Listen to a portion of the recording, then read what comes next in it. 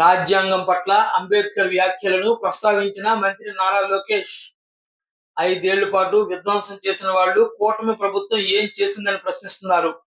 ప్రజా ప్రభుత్వం వచ్చిన తర్వాత ప్రజలు ప్రశాంతంగా ఉన్నారు. మోముల్లో చిరునవ్వు కనిపిస్తోంది. ప్రశ్నించే హక్కు వచ్చింది. నియంత పాలన నుంచి వారికి నిజమైన స్వాతంత్రం వచ్చిందని విద్యాశాఖ మంత్రి నారా లోకేష్ పేర్కొన్నారు. రాజధాని అమరావతిలో నిర్వహించిన సుపరిపాలనలో తొలి అడుగు సభలో ఆయన ప్రసంగించారు. జూన్ 4 రాష్ట్ర చరిత్ర మార్చిన రోజు. ప్రజాస్వామ్యం గెలిచిన రోజు. రాష్ట్రంలో గెలిచింది కూటమి పార్టీలు కాదు, రాష్ట్ర ప్రజలు.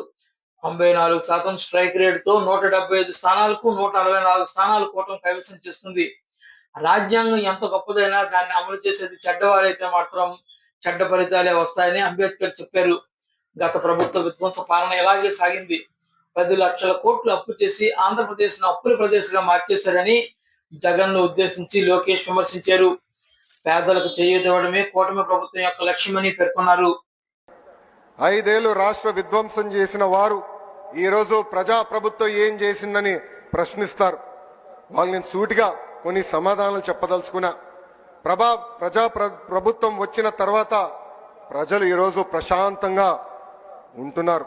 ప్రజా ప్రభుత్వం వచ్చిన తర్వాత ప్రజల ముఖంలో చిరునవ్వు ఈరోజు కంపడుతుంది.